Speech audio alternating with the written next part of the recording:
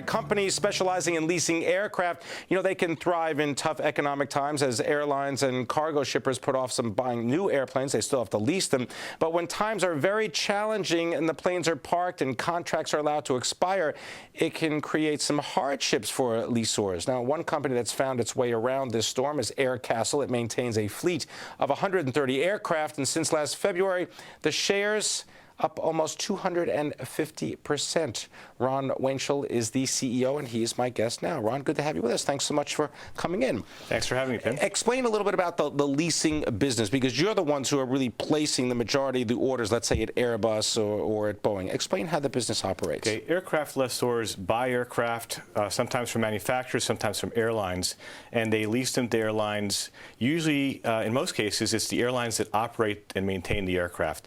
Leasing companies are basically financiers of a sort. Okay, so that, in the sense, Aircastle coming in, providing the financing. Now, we've had new aircraft coming on, the 787 Dreamliner, as well as Boeing aircraft, whether it's the A330 or indeed, new aircraft just coming into the system. What has been the market for aircraft right now? The market's come back. We've been through a bit of a rough recession, but in the freight market, it's a bit of a different time frame. That recovery happened in earnest this past winter. We saw it a little bit earlier on in some respects in the passenger market. I think one of the good harbingers for our industry is the deal we just cut with South African Airways. Is that for the six A330s? Yes. They're the flag carrier of South Africa. This was a big move for them to renew their fleet, especially given the turbulence we've been through. It's a sign of confidence, and we're feeling very good about the deal. It's a great customer. What about the actual availability of credit to finance these kinds of things? I mean, is that's something that dried up last year? Has that come back as well? It's coming slowly back. Lenders are very, very picky about who they choose to do business with.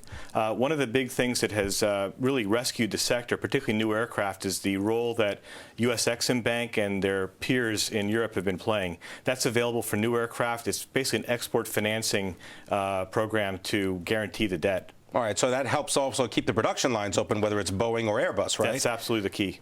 And talk a little bit, if you can, about the new aircraft that are going to be coming. I mean, we're seeing this as a trough in the cycle. Therefore, you're going to have to figure out ways to finance lots more aircraft. There's a great opportunity for us. We started a company about 5 years ago, Pimm, and it felt a lot like it does right now. We're coming out of the bottom of a cycle. Demand is improving slowly. There's a lot of capital requirements for the sector.